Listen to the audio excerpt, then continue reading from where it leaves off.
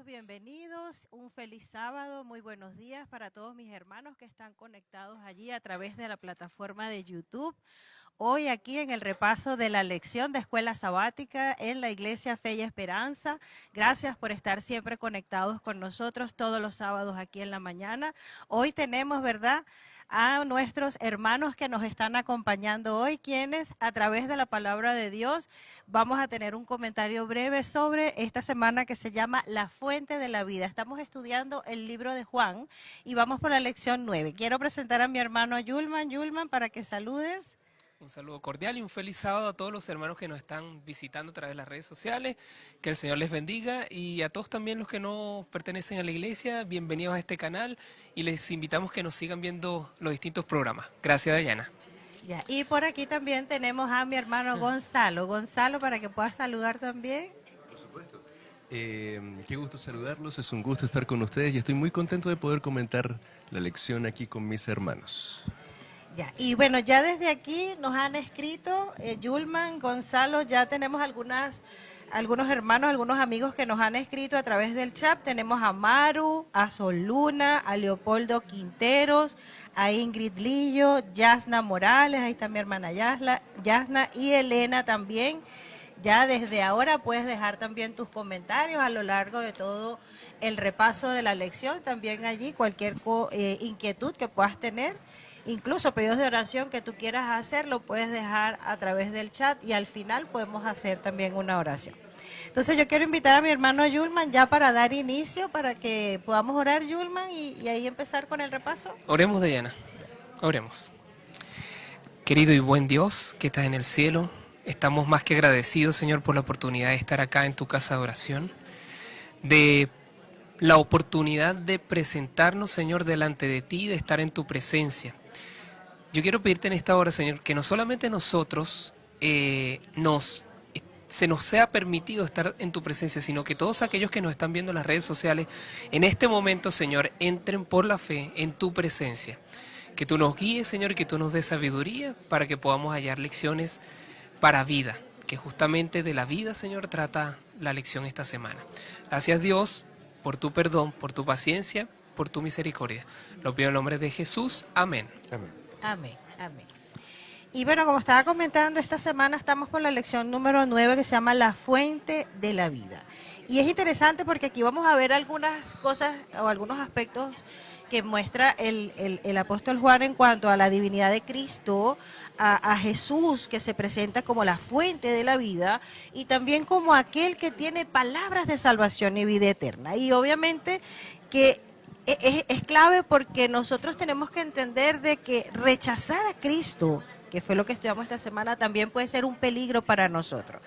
Y yo quisiera que comenzáramos con el versículo para memorizar, que lo encontramos en Juan 14:6, dice: yo soy el camino, la verdad y la vida, y nadie viene al Padre sino por mí. Entonces vamos a comenzar con esto. A ver, ¿quién quiere comenzar de los dos en cuanto a este versículo? ¿Qué nos quiere decir este versículo? Bueno, Dayana, es interesante y para la audiencia también comentarlo que el libro de Juan, como lo habíamos dicho antes, ya tenemos varias semanas revisándolo y estudiándolo.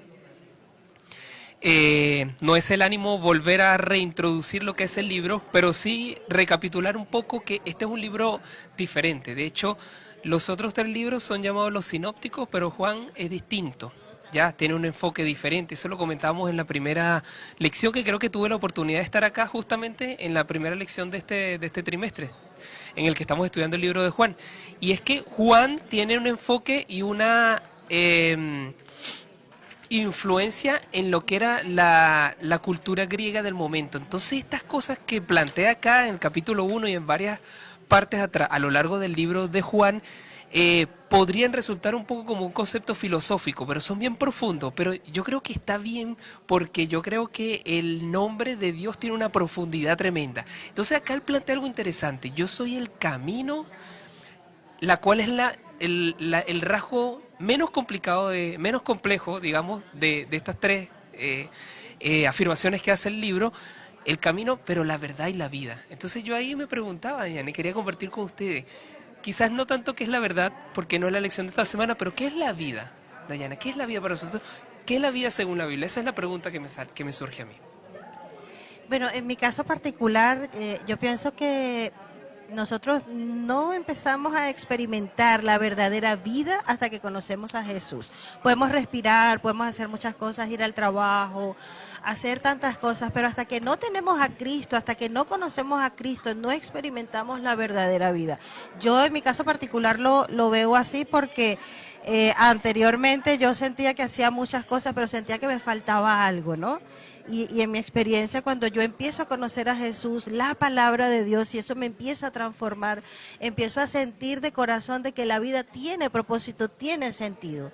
Eso para mí Sí, Dayana, es Cristo. yo imaginaba también, Gonzalo y Dayana, y todos los que nos escuchan, yo me imaginaba una persona, hice un ejercicio mental, y yo dije, imagínate una persona, un hombre, un individuo que está recién separado, es independiente y tiene su propia empresa y va hacia la quiebra. Y además esa persona tiene deuda. Y en ese momento, como muchas personas sienten que está solo, que como que no tiene amigos, que no tiene personas cercanas, se siente solo. Imagínate esa situación, se siente solo, está mal económicamente, se acaba de separar de la persona. Y supongamos además que ese individuo no conoce a Dios. Esa persona todos los días respira y se levanta. Cada día respira. Biológicamente se supone que está vivo, pero eso es vida. Ahí es donde uno se pregunta.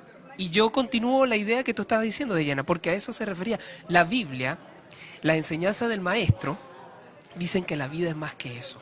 O sea que nosotros, Dios no considera que estamos vivos simplemente por respirar, sino que hay una vida verdadera, hay una calidad de vida. Él dice que la vida es realmente calidad. Por eso en una parte dice, la vida es más que el alimento. ¿Se acuerdan de ese pasaje? Sí. La vida es mucho más que el alimento, entonces no se preocupen por esas cosas, porque hay un montón de cosas que implican la vida. Por ejemplo, a veces uno no piensa, todos los peligros de los cuales nos libra Dios, la suma de todos ellos también es vida, porque si ocurrieran tal vez se nos sería arrebatada ella.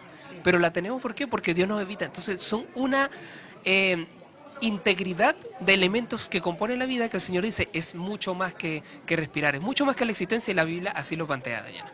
Excelente. No sé si mi hermano Gonzalo quería agregar algo a esta afirmación de esta parte de yo soy el camino, la verdad y la vida. Bueno, sí, algo cortito, que bueno, nosotros creo que hemos escuchado esa expresión que dice, esto es vida, cuando estamos viviendo un momento gratificante, un momento de placer, un momento de plenitud. Entonces creo que a eso también, o sea, me hace ruido, o me hace sentido, el hecho de que Cristo se refiere a sí mismo como la vida, porque creo que está tratando de decirnos que en Él se encuentra nuestra plenitud. Amén. Entonces, todo lo que nosotros podríamos desear, todo lo que nosotros nos podría hacer completos y todo lo que nos podría dar gratificación, está en Jesús. Amén, amén, qué lindo. Aquí yo quiero agregar algo también que me parece que es clave, ¿no? Jesús, nosotros sabemos de que Él es la fuente de la vida y ha venido obviamente para darnos salvación y también vida eterna. Entonces aquí vemos dos tipos de vida, ¿no? Una vida plena hoy, que estamos vivos, que tenemos la oportunidad de tomar decisiones, de vivir con Cristo, de experimentar el sabor de caminar con Jesús, y también la vida eterna a futuro, que es lo que nos espera, ¿verdad?, cuando Cristo venga por segunda vez. Entonces, quería resaltar esta parte. Ahora, en cuanto a el día 1, la fuente de la vida, aquí tenemos... me llamó mucho la atención el tema de la serpiente de bronce. No sé si alguno de ustedes logró ver en Juan 3, 14 y 15 que dice, como Moisés levantó la serpiente en el desierto, así es necesario que el Hijo del Hombre sea levantado, para que todo aquel que en él crea no se pierda, sino que tenga vida eterna. ¿Por qué vino Jesús a esta tierra? A ver, ¿cuál de los dos me puede decir? Pregunta interesante. ¿Para qué? ¿Por qué vino? Sin duda que nuestro Señor Jesús vino con un propósito. Y el propósito de Jesús era materializar, del Mesías, era materializar el plan de salvación. Que Dios, en su núcleo, había ya predeterminado desde la fundación del mundo. Si ocurre esta cosa, ya hay una solución. Para Dios no hay sorpresa. Jesús vino a materializar esto. Y habían cosas que debían ocurrir. habían cosas que estaban predichas de eso. De hecho, en las profecías ya se hablaba de que el Mesías iba a ser sacrificado para que, como decía Juan en el capítulo 1, he aquí el Cordero de Dios que quita el pecado del mundo. Mira, cuando yo leo ese versículo a mí se me pone la piel de gallina, porque ¿sabes lo que significa quitar el pecado del mundo? Eso significa, Dayana, Gonzalo, que Dios es capaz de limpiarnos para que nosotros podamos entrar en su presencia y además podamos vivir con Él más allá de la muerte. Tiene un significado tremendo y Jesús vino para ofrecerse como sacrificio y poder otorgarnos a nosotros lo que nosotros habíamos perdido. No me quiero adelantar porque quiero profundizar un poco de este tema que es en otro día más adelante, que habla acerca de Jesús, de qué es lo que Él hizo y su propósito. Así que eso por ahora puedo comentar, Dayana. Ya, aquí yo quiero resaltar en cuanto también a este versículo que habla de que como Moisés levantó la serpiente en el desierto. Y me llamó mucho la atención porque los israelitas en aquel momento ellos habían estado protegidos o tenían como que ese beneficio de Dios de que las serpientes que estaban en el desierto no los picaran, no los mordieran. Pero cuando empezaron a quejarse y empezaron a centrarse en sí mismos, en sus propias necesidades, en ese momento Dios, viendo la queja del pueblo, Él se retira y permite que estas serpientes que Él había detenido, obviamente, los picaran, los mordieran. Y me llama mucho la atención porque en el contexto que se está hablando dice que como Moisés levantó la serpiente en el desierto, es decir, esta serpiente era una serpiente curativa, mas no era una serpiente preventiva. Es decir, después que ellos iban a ser picados por la serpiente, es que ellos al mirar la serpiente de bronce, iban a tener salvación del veneno que estaba ya corriendo por sus venas. Y de esa misma forma yo creo que cada uno de nosotros que hemos sido contaminados por el pecado, al ver a Cristo, que era lo que tú decías, Yulmar, al ver a Jesús, es el único que nos puede limpiar, es el único que nos puede salvar de ese pecado, de ese veneno de la serpiente, digámoslo de esa forma, que es el pecado que corre por nuestras venas. Entonces ahí yo quería resaltar esa parte. Sí, no, yo también quería agregar a lo que ustedes han dicho, que claro, el contexto en el que se presenta el hecho de elevar esta serpiente en el desierto era un contexto de mortandad, porque todos, imagínense un pueblo de al menos 7.000, o sea, de más de 7.000 personas, siendo picados por las serpientes, todos muriendo literalmente. Entonces es un contexto súper dramático. Y me parece súper relevante que el Señor haya usado este símbolo para referirse a sí mismo, porque literalmente está diciendo que a través de su sacrificio nos está salvando de nuestra inminente perdición. Entonces, eso quería agregar. Y el símbolo de la serpiente, porque para nosotros la serpiente siempre ha simbolizado lo malo, ¿no? Porque sabemos de que la serpiente fue lo que utilizó el enemigo de Dios, pero en este caso esa serpiente de bronce era como que Jesús mismo hecho pecado.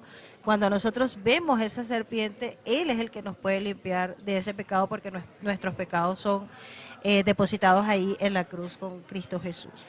Hay otro versículo que también me gustaría que lo analizáramos, Yulman y Gonzalo, que está en Juan 1:4. Dice, en Él estaba la vida y la vida era la luz de los hombres. ¿Qué relación consideran ustedes que existe entre la vida y la luz? La luz y la vida. A ver. Bueno, aquí en este versículo es interesante porque comienzan a hacer las relaciones de lo que es Jesús en nosotros para la vida, que también era lo que comentábamos más temprano, que es el propósito de Jesús. O sea, Dayana lo preguntaba, ¿cuál es el propósito de Jesús? ¿Para qué vino Jesús? Y Él vino para múltiples tareas, por así decirlo, y una de esas tareas, la principal, era ofrecerse como sacrificio, para que se cumpliera la justicia de Dios, como dice por ahí el Salmo, en la cruz allí se besaron la justicia y el amor de Dios. Otra de esas tareas que vino a hacer Jesús fue a enseñarnos, que lo vamos a ver más adelante, pero no me quiero adelantar, palabras de vida eterna. Porque las enseñanzas del Maestro nos aportan a nosotros, para aquel que las lee, las medita y las practica, esa transformación que necesitamos para poder tener una vida, como tú decías al principio, Dayana, que después que conociste al Señor, entonces has tenido vida. Pero además de eso, en Él podemos, y esta es la luz que brilla sobre nosotros y que, como dice también otro pasaje bíblico, puede alumbrar la ciudad para que las demás personas puedan ver esa luz. Y esa luz que hace ver las cosas claras, Dayana, tiene conexión no solamente con la vida, sino con la verdad también. Porque nosotros no podemos ver la verdad si no hay luz para que podamos verla. Eso es algo, es una representación simbólica, la luz de que nosotros no podemos ver la verdad si no existe esa luz. Por tanto, no podemos hallar la vida si no vemos esa verdad que nos va a llevar a ella y que nos enseña a tener una vida de calidad y una vida plena realmente. Amén, amén. Sí, sinceramente, me gusta mucho la idea de que Juan lo presente de esa manera, porque sobre todo cuando habla de la luz, porque si bien recién hablamos de la vida, ahora se menciona el tema de la luz, y a lo largo de la Biblia nosotros podemos ver que Dios mismo se representa o se identifica a sí mismo como la luz. Entonces es algo que se repite mucho a lo largo en este caso, del Antiguo Testamento, ya que esto es parte de los primeros 5 evangelios del Nuevo Testamento, pero en el Antiguo Testamento se menciona mucho lo que es la luz. Y claro, no, yo estoy totalmente de acuerdo con Yulman en que, claro, que Cristo mismo, como Dios, es vida. Él nos mantiene y de Él proviene nuestra vida. Y eso también es lo que nosotros, si nosotros aceptamos a Cristo finalmente, es lo que nosotros nos da el discernimiento, nos da el propósito, nos da el camino para nosotros poder avanzar siempre, como decíamos recién, que las personas que miraron a la serpiente fueron salvas, fueron sanas en ese momento. Nosotros también, si nosotros miramos a Jesús, vamos a tener luz, porque vamos a saber hacia dónde ir. Excelente. Esa parte es importante lo que ustedes comentan, porque yo lo veo, por ejemplo, desde el principio, por ejemplo, en el Génesis, que dice que al principio la tierra estaba desordenada y vacía, ¿no? Y vemos que una de las cosas que primero hace el Señor en el primer día es luz. Y de igual forma así es nuestra vida, porque muchos de nosotros hemos estado quizás con vidas desordenadas, ahí a lo mejor muchos que nos están escuchando quizás están todavía con muchos conflictos, con muchos problemas en sus hogares, su matrimonio, financiero, y no tienen la revelación todavía de la palabra, la luz que los va a ayudar a poder resolver todo, a poder organizar su vida. Y cierto que así es el Señor, en la medida en que nosotros vamos leyendo su palabra, Él nos va dando luz y claridad, y obviamente que eso nos va a permitir a nosotros disfrutar de una vida plena con Cristo Jesús. Amén. Amén. Entonces, vamos por el día 2, palabras de vida eterna. Palabras de vida eterna. Aquí hay un versículo que me gustó mucho, no sé si alguno de ustedes lo tiene por allí, Juan 6:63. Vamos a ver qué nos dice Juan 6:63. ¿Lo leo? Sí, por favor. Leamos. El espíritu es el que da vida, la carne para nada aprovecha. Las palabras que yo os he hablado son espíritu y son vida. ¿A qué se refiere con esto? Las palabras que habló Jesús son espíritu y son vida. Bueno, la verdad es que el contexto en el que se centra este versículo es bastante interesante, porque un momento anterior Jesús había hecho una serie de milagros que habían impresionado en gran manera al pueblo que lo seguía y lo quería como rey. Entonces ellos habían quedado, nosotros podemos leer el capítulo 6 completo ahí después en sus hogares, amigos, cuando tengan un buen tiempo, ya que el capítulo igual es un poco larguito. Pero claro, estas personas habían quedado fascinadas con el hecho de que Jesús hiciera milagros. Eso era lo que para ellos era lo importante. Entonces van a Jesús y Jesús les empieza a decir a través de este pasaje, claro que es un pasaje sinóptico de todo lo que de la doctrina que Cristo está enseñando. Y claro, él dice que finalmente lo que ustedes pueden aprovechar ahora, todo lo que, por ejemplo, todo lo que sería el pan que ellos estaban pidiendo, el alimento, eso, todo lo que era a corto plazo, todo lo que es para satisfacer nuestras propias necesidades, placeres y demás, Jesús está diciendo, eso no es importante en este momento. Si nosotros Leemos nuevamente, dice, el espíritu, perdón, es el que da la vida, la carne nada aprovecha. Dice, las palabras que yo os he hablado son espíritu y son vida. O sea, ¿qué está diciendo? Va más allá de lo que ustedes consideran importante. Esto es realmente lo importante, las palabras que yo tengo para ustedes, el hecho de que ustedes hagan mi voluntad. Eso es realmente lo que los va a satisfacer. Amén. Dayana, quería comentar también allí, ese es el versículo 63 del capítulo 6, y la lección al principio pone un fragmento que va desde el 61, que dice, sabiendo Jesús en sí mismo que sus discípulos murmuraban de esto, les dijo, ¿esto les ofende también? Complementando un poco lo que decía Gonzalo, hay un contexto acá también. Antes Él les había dicho que el que comiera de su carne y el que bebiera de su sangre iba a tener vida, ¿ya?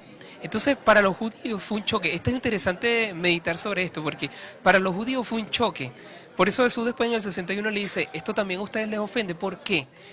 Porque la tradición judía, ellos primero que nada, Jesús venía a hablar en un lenguaje espiritual y por eso usaba parábolas, que son tremendamente poderosas. Hoy en día lo entendemos en los estudios de lingüística y un poco científicos que la parábola es poderosa en el discurso. No lo iba a saber Dios que era así. Entonces Él venía a hablar de manera simbólica y muchas veces le explicó en pasajes anteriores a los discípulos lo que significaban esas parábolas. En este caso Él está hablando simbólicamente, pero estaban cegados los judíos. ¿Qué pensaban los judíos? Oye, en nuestra ley está prohibido beber sangre. ¿Cómo nos dice que bebamos sangre? Entonces por eso le preguntan después a los judíos, ¿y ustedes también se ofenden? Es decir, la pregunta realmente a sus discípulos que estaban con él era, ¿ustedes tampoco entienden lo que yo estoy diciendo? Yo no me estoy refiriendo a mi sangre literal que la beban, ni mi carne literal que la beban. Yo me estoy refiriendo al sacrificio que yo voy a hacer. Y eso, el que se soporte, el que se aferre, el que su seguridad esté en eso, en lo que yo, en mi obra, lo que yo he venido a hacer a esta tierra, ese va a tener vida. Y eso era lo que realmente significaba. Lo que yo quiero meditar aquí hoy es que uno se puede dar cuenta fácilmente en la Biblia, cuando uno la lee, que habían problemas que eran como de esa época de comprensión. En nuestra época hay problemas similares. Sí. ¿Será que nosotros estamos entendiendo el mensaje espiritual del Señor Jesús? ¿O estamos más enfocados en la letra y en las cosas religiosas? ¿O estamos enfocados en la esencia? Hay una esencia. A veces la palabra espíritu, Dayana, Gonzalo y oyentes, es similar a esencia. O sea, de hecho, nosotros en nuestro lenguaje, hoy, en nuestra época, lo usamos, la palabra esencia para decir espíritu, o lo usamos indiferentemente. Oye, no cambies, ¿sabes qué? Redacté un texto, hay un ejemplo que no quiero citar acá, uno de nuestros expresidentes, cuando hizo la Constitución, Dayana, tú te acordarás, él dijo, oye, mira, yo presento este proyecto, pero por favor no cambien la esencia en el espíritu de lo que nosotros queremos decir. Es decir, entiendan qué es lo que yo quiero poner en esa Constitución. De igual forma, Jesús acá está hablando de cosas esenciales. A veces, no siempre, la letra no es lo más importante, sino la esencia. ¿Qué quiere decir? Y aquí la esencia, porque la letra los confundió a ellos, ¿o no? Sí. Se verifica acá. Ellos pensaban que era sangre también, o sea, que era sangre literal. Sí. Pero hay un mensaje esencial. O sea, ustedes tienen que entender que yo vine acá a ofrecerme. Y va a haber sangre mía derramada y va a haber carne mía que va a ser atravesada. Y ese es el sacrificio, lo cual va a tomar mi vida.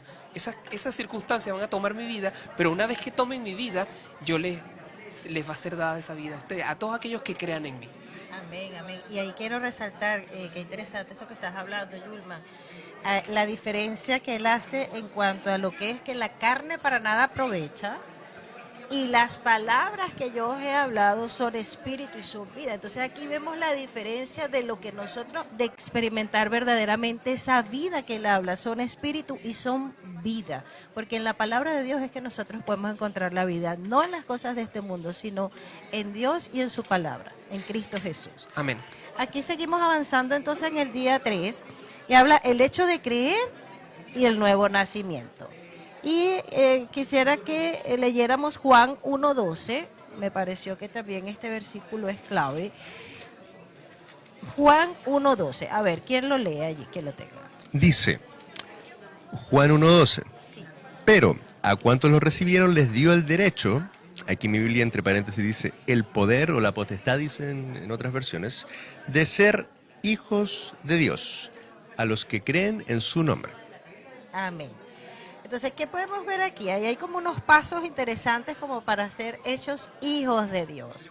¿Cuáles son allí más o menos los pasos que nos está diciendo el apóstol Juan aquí? Más a todos los que, primero, Le recibieron. le recibieron, segundo, a los que Creen. creen en su nombre, y allí es donde se les da la potestad de ser hechos hijos de Dios. Aquí yo quisiera que alguno me dijera, ¿será que todos somos hijos de Dios?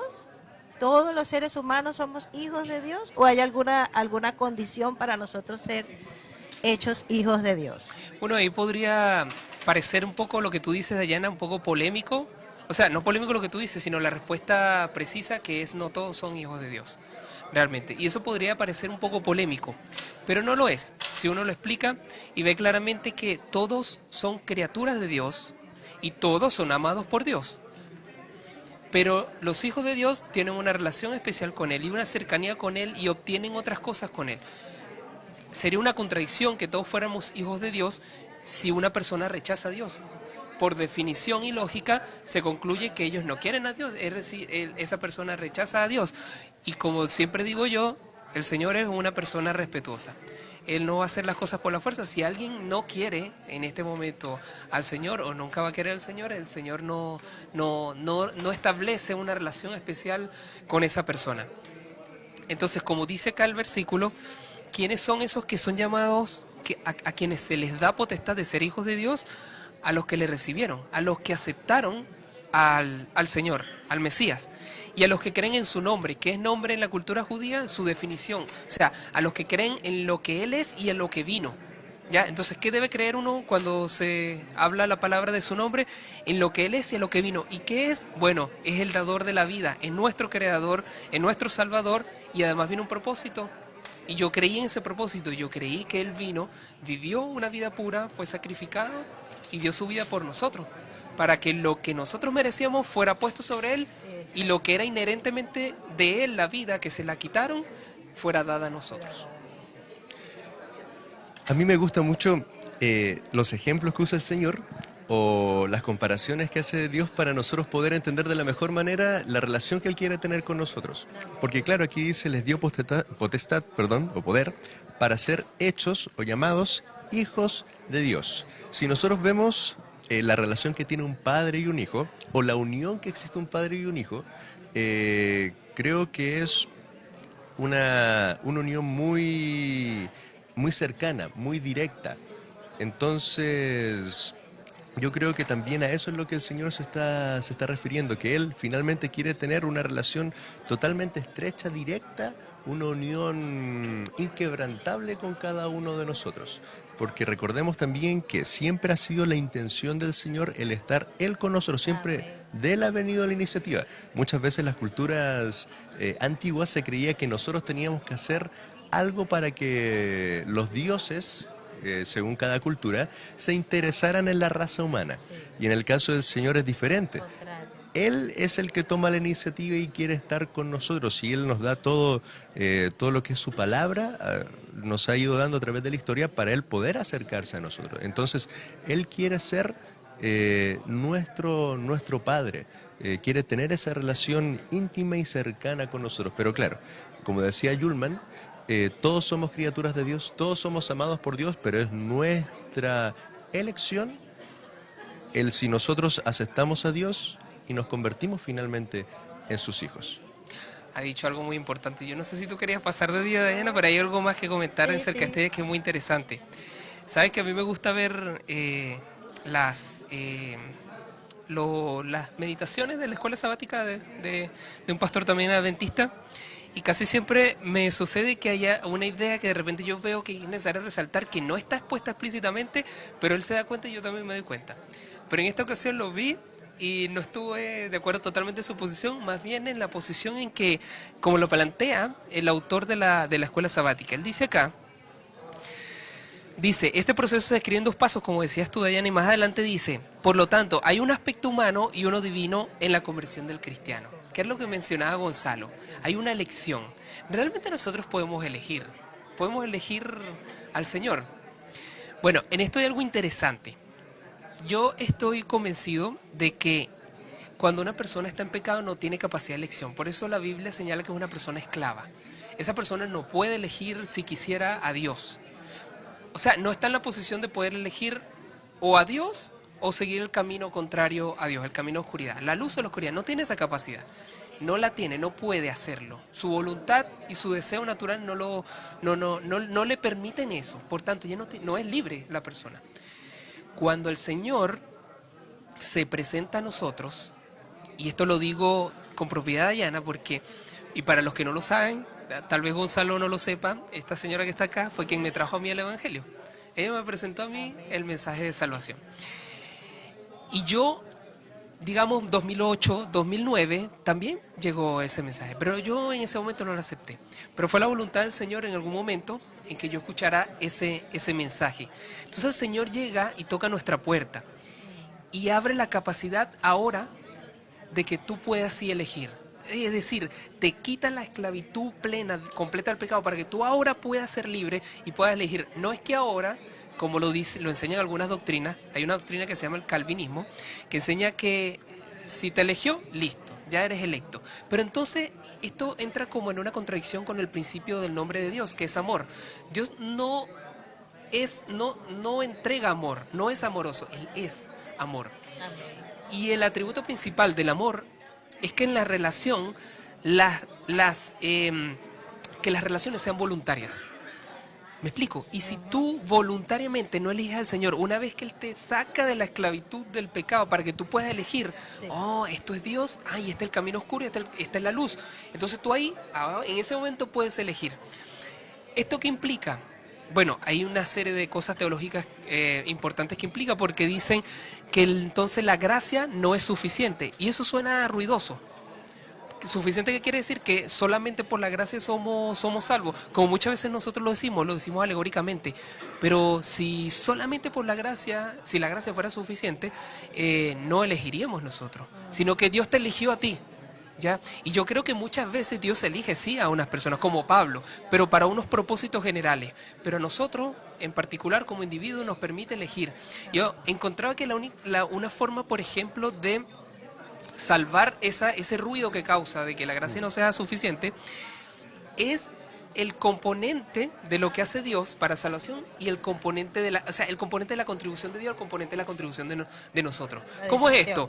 ¿Cuánto le cuesta a Dios y cuánto nos cuesta a nosotros? Sí.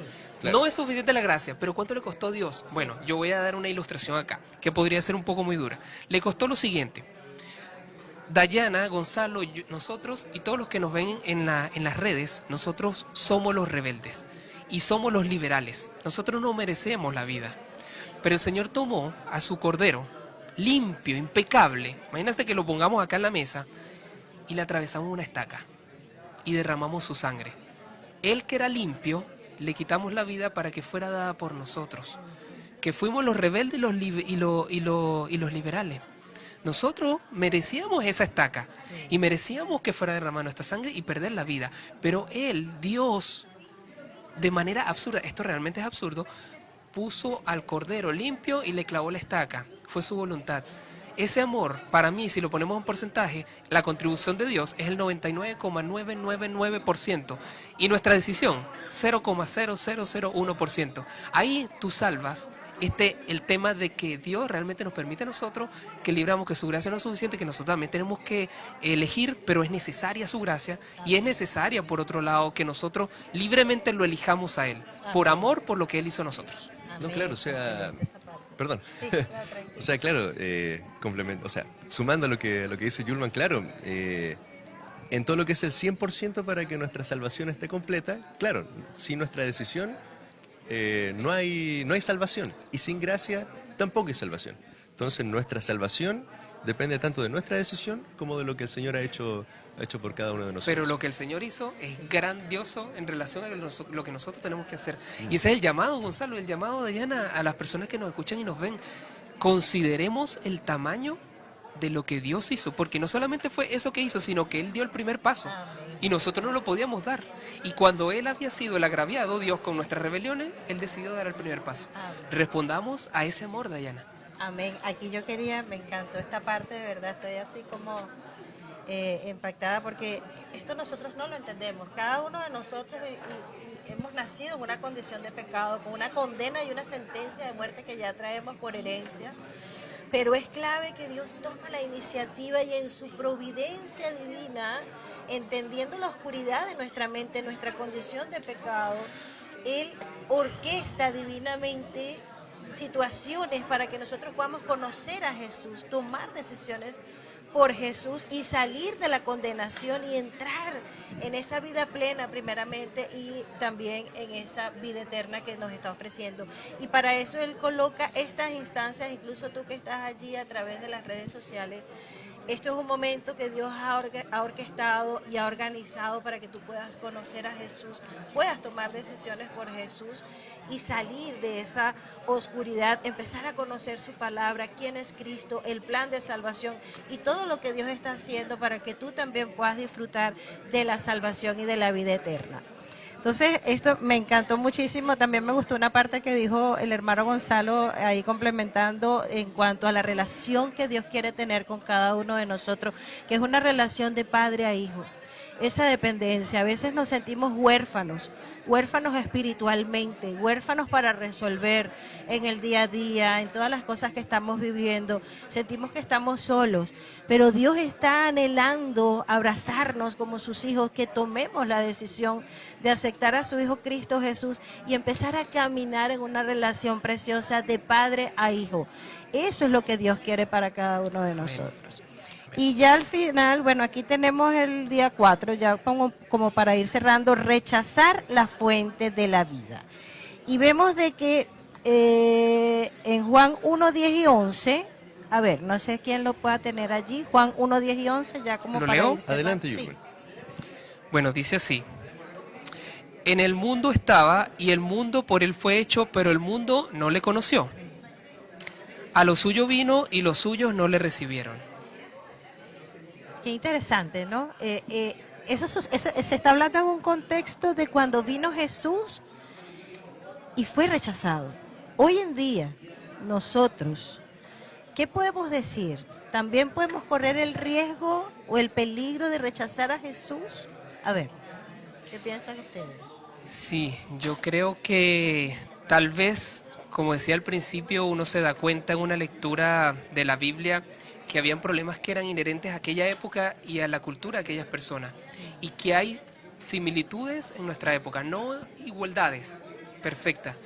En nuestra época yo creo que no hay una, o sea, sí hay casos en los que hay igualdades a este caso, a esto, que son las personas que no lo conocen completamente, pero a los que nosotros lo conocemos, yo meditaba en eso un poco, a veces lo rechazamos en pequeñas cosas al Señor. Y a mí hubo un ejemplo la semana pasada que me llamó mucho la atención, porque yo antes había escuchado a una persona que decía que a Dios lo debemos considerar tanto para las grandes cosas y los grandes milagros, como hasta por el hecho de pelar una papa. Ahí considerar a nuestro Dios. Sí, es la relación permanente con nuestro Creador. Sí. Ya, y la semana pasada una hermanita me llamó y me pidió ayuda para una instalación de una cámara en su casa. Entonces yo le digo, voy a hacer el máximo esfuerzo para hacerlo, yo creo que sí. Bueno, ya. Y la hermanita me responde así, desde ya vamos a estar orando. Y yo me quedé sorprendido porque yo dije, por la instalación de una cámara ella considera a su Señor. Qué buena lección para mí. ¿Viste? Así hay que tener en consideración al Señor. Desde las cosas grandes hasta las más pequeñas y que nosotros consideremos insignificantes, son importantes en el Señor, y es importante tener al Señor considerado en esto. Entonces, a veces yo creo que nosotros, los que ya hemos aceptado al Señor, en general, no lo debemos rechazar en las pequeñas cosas y debemos vivir una vida plena en Él, una vida plena en Él, eso. Amén. Y es interesante porque tú hablabas de que en algún momento también sentiste que Dios te buscó, pero que como que no era tu momento y como que no le tomaste el peso, ¿no? El Señor está interesado en que nosotros, cuando se presenten estas instancias, aceptemos inmediatamente el llamado que Él nos está haciendo, que no hagamos caso omiso, ¿verdad?, a todas las instancias que Dios está haciendo para que nosotros podamos entender la palabra, porque Él quiere lo mejor para cada uno de nosotros, quiere que nos vaya bien, que atendamos su llamado, que escuchemos su palabra, que podamos tener salvación. Y en aquel momento quizás los judíos en ese momento no lo entendieron, pero hoy en día también cada uno de nosotros puede correr el riesgo de rechazar a Jesús, de que cuando se nos presente alguien que nos hable de la palabra de Dios, le cerremos la puerta o no queramos escuchar. Y es un peligro grave porque quizás estamos dejando de disfrutar, ¿verdad?, de todo lo que Dios quiere darte, la salvación, la vida eterna, la restauración y vivir una vida plena con Cristo Jesús. Y aquí ya para cerrar el último día, Yulman, el día 5 que habla de condenación. Ahí, Gonzalo, no sé si también tenemos un versículo clave. Mi hermano Gonzalo, no sé si me puede apoyar, Sí. Juan 3:18. Juan 3:18 dice, Ajá. el que cree en él no es condenado, pero el que no cree ya está condenado, porque no creyó en el nombre del único Hijo de Dios. Ahí que podemos meditar con este versículo ya como para ir cerrando. No, por supuesto, muchas lecciones se pueden sacar de este versículo, pero a mí en lo personal me gustaría apuntar a una, que finalmente no es que el Señor quiera condenarnos. Aquí dice, el que cree en Él no es condenado, pero el que no cree ya está condenado porque no creyó en el nombre del único Hijo de Dios. Finalmente el Señor está apuntando a nuestra propia elección, Y sinceramente a mí me parece muy trascendental que el Señor nos presente el hecho de que finalmente el no aceptarlo, o sea, que va a haber una consecuencia de no aceptar la vida que Él nos está ofreciendo. O sea, por lógica, si nosotros utilizáramos la lógica, si nosotros no aceptamos la vida, tenemos la muerte. Entonces, el Señor también aquí lo presenta y me gusta porque el Señor nos deja por así decirlo en términos coloquiales, nos deja la película muy clara respecto a nuestras decisiones. No deja que nosotros estemos en confusión respecto de esto. Y finalmente, claro, la condenación va a ser una causa lógica del no aceptar a Cristo.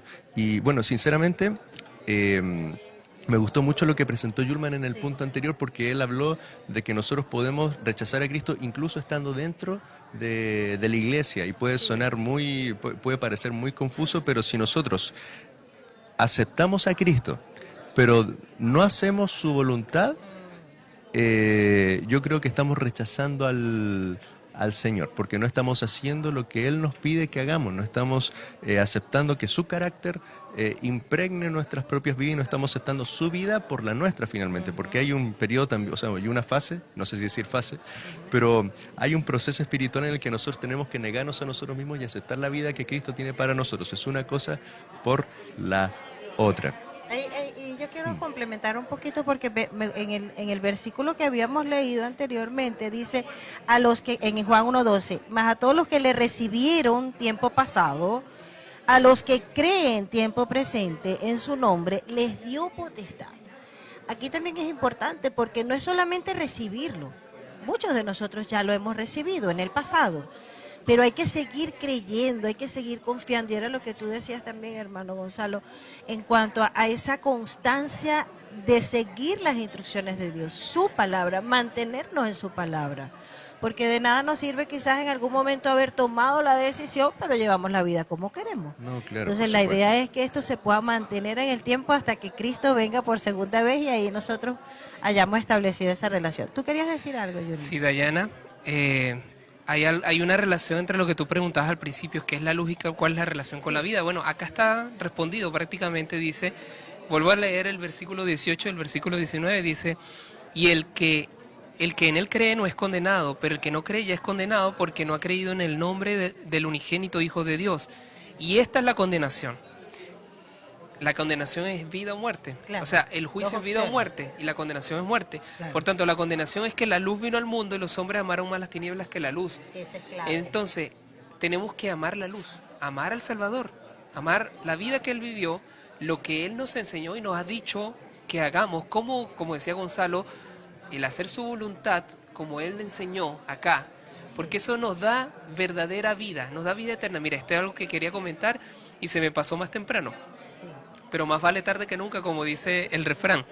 Y es que es meditar un poco lo que significa vida eterna. Vida eterna, en una revisión del mensaje bíblico, no solamente la extensión de la vida más allá de la muerte, sino que cuando uno ve que eterno es un atributo de Dios, uno podría decir que entonces la vida divina. Entonces Dios nos ofrece la vida divina, o sea, es la vida como Él la planificó, que puede ser acá también, agregándole las dificultades de un mundo caído, que no va a ser perfecto. En el día postrero, en el día del Señor, después que el Señor venga y establezca nuevamente las cosas, restablezca todo, vamos a tener esa vida eterna en plenitud. Amén. Pero ahora nosotros podemos vivir un pequeño cielo. ¿Sabes que yo siempre me acuerdo, Dayana, cuando yo llegué a la iglesia, yo vi acá un pequeño cielo, la amabilidad de las personas, el cariño, la atención, la educación, la forma, un cierto sentido de formalidad, todos cantando al unísono, me pareció, eso fue lo que me impactó a mí de la iglesia cuando yo llegué. Y yo a veces medito mucho esto, Dayana, yo digo, ¿por qué no tener ese sábado, entendiendo lo que significa el sábado, sin malentendidos? ¿Por qué yo no todos los días soy así? ¿Por qué no en el trabajo soy así? ¿Por qué yo no llevo esa iglesia a mi casa? ¿Por qué yo no llevo esa iglesia a mi trabajo? ¿Por qué yo no llevo esa iglesia a mis amistades donde quiera que nos unamos, al jugar fútbol, a jugar básquet o cualquier otro deporte? ¿Por qué no yo no lo llevo a todas partes y le transmito ese pequeño cielo, la vida eterna, que está en mí por Cristo Jesús, porque Él me lo enseñó y su Espíritu me capacita para yo actuar y obrar de esa manera? Porque yo no lo llevo a todas partes y vivo siempre así. A veces siento que perdemos el tiempo, Dayana, y no vivimos la oferta que Dios nos da de vida eterna, ese pequeño cielo acá. Amén. Y es clave eso que tú hablas, Yulba, porque yo pienso que el plan original de Dios siempre fue que nosotros estuviéramos viviendo eternamente con Él. Y una de las cosas que destruyó ese plan, obviamente, fue el plan de Satanás, que hizo que nosotros, la humanidad, cayera en pecado y que recibiéramos esa condenación. Y ahora nosotros tenemos la elección a través de Cristo Jesús de empezar a ser restaurados nuevamente para anhelar esa vida eterna con Jesucristo, ¿no? Para vivir nuevamente con Él, estar con Él cuando Él venga a buscarnos, ¿no? Eso me pareció que es súper interesante, ¿no? Hay un versículo también que quisiera antes de que cerráramos que dice en Juan 5:24. Ahí querías agregar algo. Sí, solamente un comentario muy chiquitito. Sí, ya. No, es que me gustaría también comentar que finalmente, ¿qué es ser condenado? Ajá. Porque claro, nosotros podríamos decir, el que cree en Él no es condenado, pero el que no cree es condenado. Entonces posiblemente a nosotros se nos forma una imagen de castigo, como que el Señor finalmente... o sea, podríamos decir que el Señor finalmente tiene un castigo preparado para las personas que no creen en Él. Pero sinceramente me gustaría apuntar a que el ser condenado es estar exento de lo que nosotros comentábamos de la vida eterna. Entonces, finalmente el Señor creo que también quiere transmitirnos eso, que el que no cree en Él finalmente no puede estar en la vida eterna. Entonces, claro. Lo contrario, muerte eterna. Claro, o muerte eterna, pero no es esa esencia así como de castigo, que el que no cree va a recibir castigo, no, sino que el que no cree finalmente no va a poder gozar de todo lo que yo tengo que preparado para él. Amén. Y eso es clave porque ya todos nacimos condenados. Ya todos traemos esa herencia de condenación y de muerte eterna. Pero Él nos da la oportunidad, bajo nuestro libre albedrío y nuestra propia elección, en todas las instancias que prepara, de que tomemos la decisión de salir de esa condición de condenación y pasemos ahora a disfrutar de todos los beneficios que Él nos da. Sí. Plenitud, vida hoy en esta tierra y también vida eterna en el futuro cuando Cristo venga. Es decir, que Él no es que condena y salva, sino que tú ya eres condenado y te ofrece la salvación. Es decir, la opción son o continúas en tu vida o lo que yo te ofrezco, que es la salvación. Claro.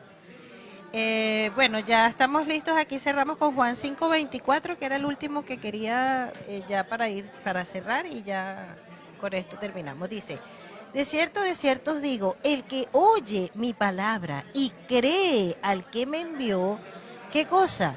Tiene vida eterna. Y no vendrá a condenación, mas ha pasado ¿de qué cosa? De muerte a vida. Lo que comentábamos. Ahí, era lo que estábamos comentando. Entonces, bueno, ya yo creo que con esto, ¿verdad? Es un tiempo que Dios nos está permitiendo para tomar decisiones, para aceptarlo. Quizás muchos de los que están allí conectados están dejando de disfrutar los beneficios de lo que Dios está ofreciendo porque todavía no han conocido al Señor. Pero gloria a Dios que ya estás aquí buscando lo que te has conectado y que estás ya empezando a tomar decisiones por Cristo Jesús. Entonces ya con esto nos despedimos. Muchas bendiciones, ahí los esperamos el próximo sábado. Vamos a estar con el repaso de la lección número 10. Se llama El Camino, la Verdad y la Vida. Y ahí le voy a pedir a alguno de los dos que pueda orar para finalizar. Oremos. Santo Padre que estás en los cielos, gracias te damos por la oportunidad que nos has dado, Señor, de repasar esta lección. Te pedimos que estas lecciones que hemos visto se puedan quedar en nuestros corazones y en nuestras mentes y que podamos estar en paz, tanto aquí en la iglesia como en nuestros hogares. Lo pedimos por Jesús. Amén. Amén. Amén. Amén. Chao, muchas gracias, nos vemos.